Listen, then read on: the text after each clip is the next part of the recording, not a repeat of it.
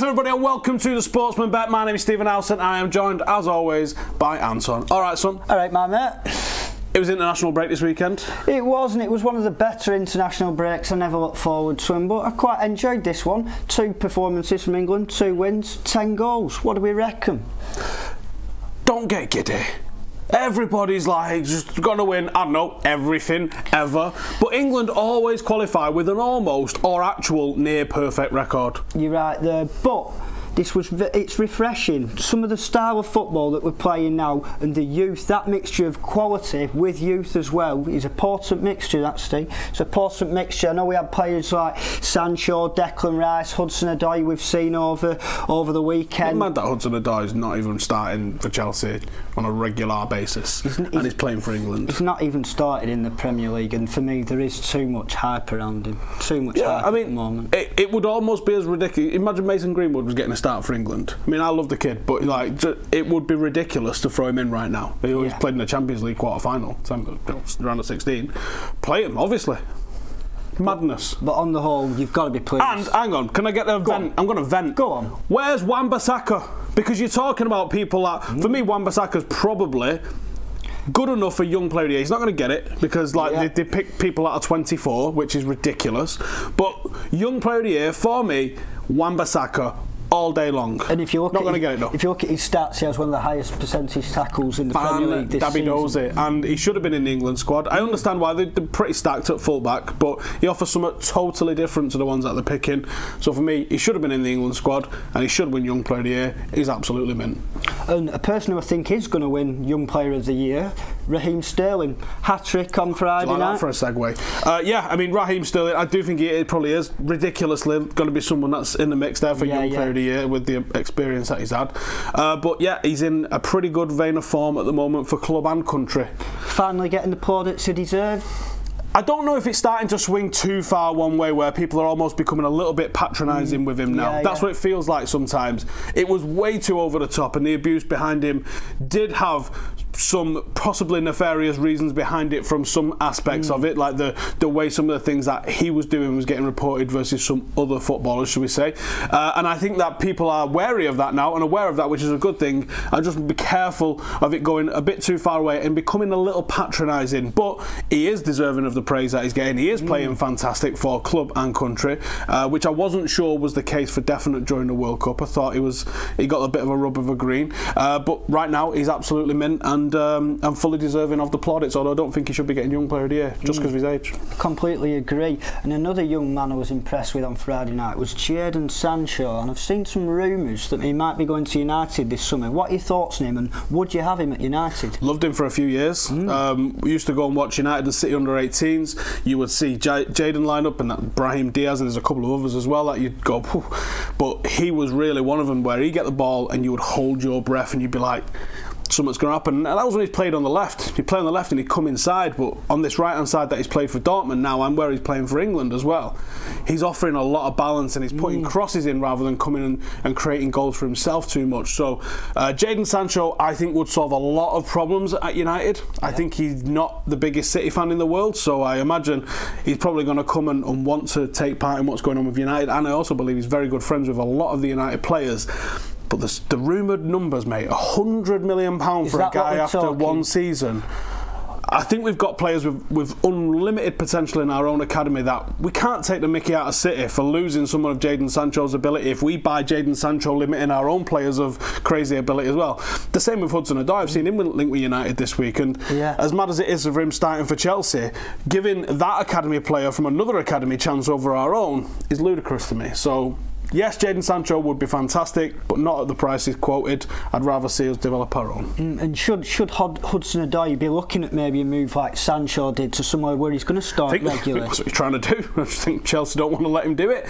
But absolutely, yeah. And I think that Jadon's probably opened the door to a lot of players going to Germany because of the time that he's having in Germany and the quality of performance that he's been putting in, not just in the Bundesliga, but also in the Champions League as well. Getting to play European competition, if you can't break through at one of the top 6 clubs in England, is a fantastic opportunity to do that. And we've also seen Willock obviously go to Benfica and do sort of similar sort of things, not quite hitting those heights, but there's a few players out there now, whereas they didn't travel really in the 90s and the 2000s. You didn't see many players going abroad. Now you're starting to see it, and I think it'll only benefit pick the English game. Yeah, it's good. I'm not too sure what Brexit will have to say about that. But anyway, moving on. Those were 2 qualifiers for the Euro 2020. And off the back of that, England have actually been backed into second favourites. I know, I cringed as well when I saw it. But here are the odds for Euro 2020. We've got France at favourites, 7-2. Wonder why they're favourites. England, 11-2. Spain, 6-1. Belgium, 7s. Germany, 7s. And then we've got Netherlands at 12-1, which I think is quite a nice price. Italy 14s, Portugal 14s, and Croatia 20-1. England, should they be second favourites? I mean, that is an overreaction for me. Absolutely. Obviously, it's weird to see Croatia so far down, and they're looking at the age of the Croatian squad and going, think that's what it is. Don't think they can carry what they did into the World Cup into the next competition.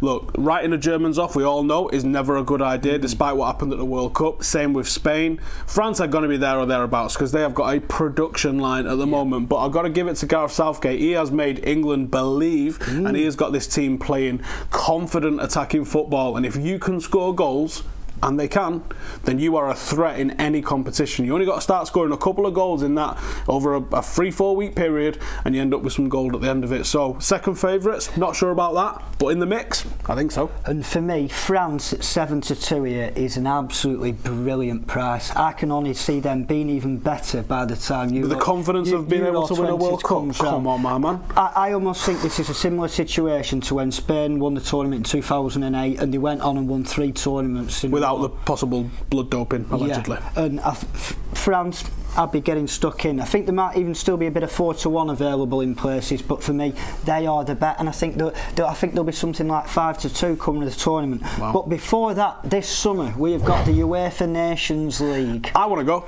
Portugal, I believe, isn't it? It is. Portugal. Actually, D-Day, 75th anniversary of D-Day is the first game, and then I think it's the Sunday night for the final, should we get there, but it's also a third place playoff if you don't get there. So you may as well go and have a few days out in Portugal. Not sure what the crack is with tickets, but I am going to endeavour to find out and get myself over there because you know what?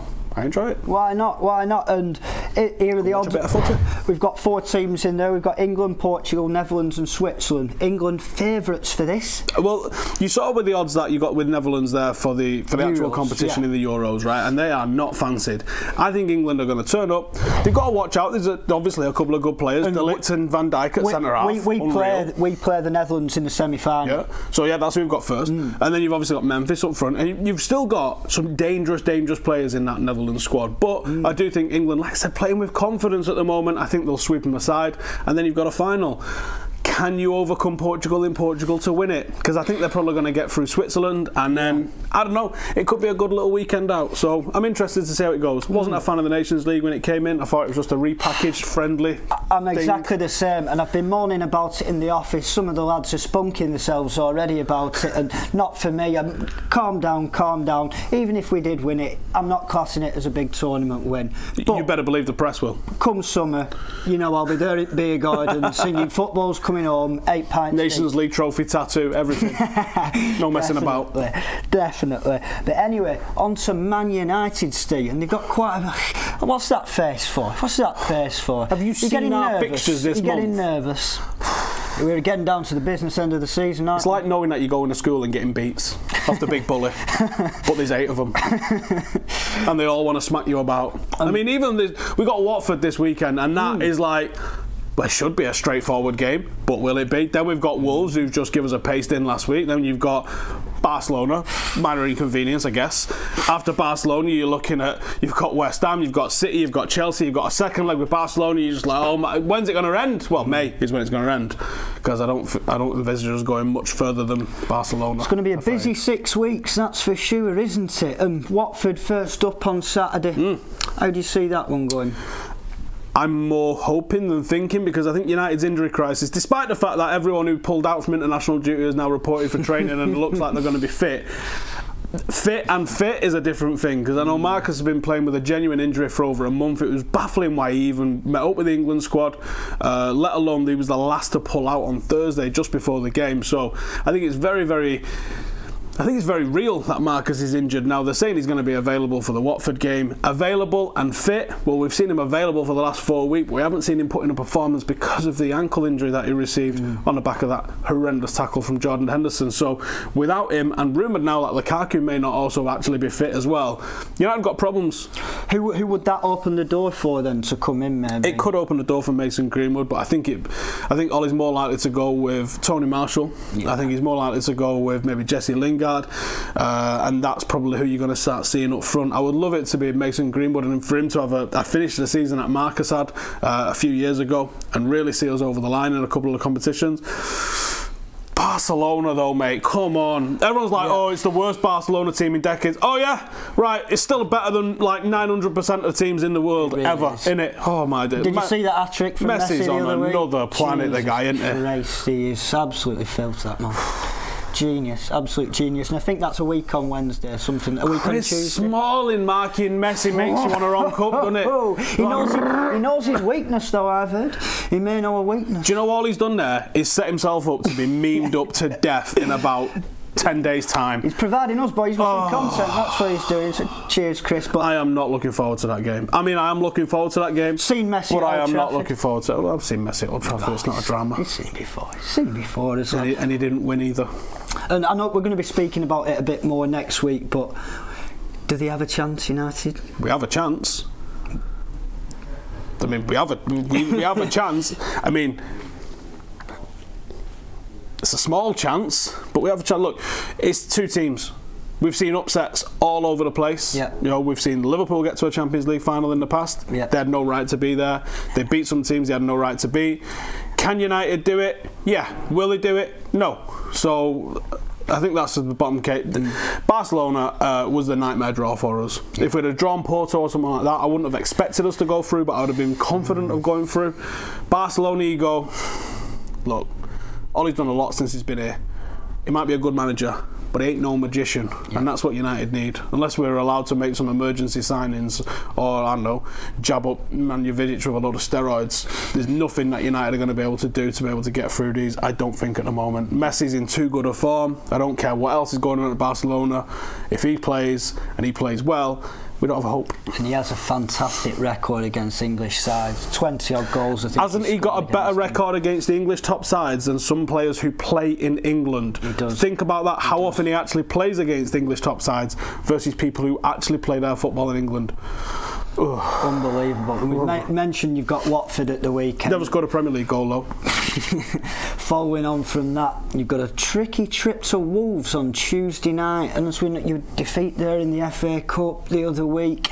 Will Ollie have learnt from this? I tell you what, I'm not looking forward to that stupid light show. What's all that about? Epileptic's nightmare. That's what that is. But anyway, do you think Ollie will have learnt? But it adds to the atmosphere, is what they said. Game's gone. We're going to find out if he's learnt. Because I thought what Wolves did was tactically fantastic. They clogged up the passing lanes. They really did. They allowed us to have the ball. United are a counter-attacking side. For United to work, they have to move the ball from the back to the front very quickly, and they do that with speed, and they get in behind you. But when the other team goes, there you go.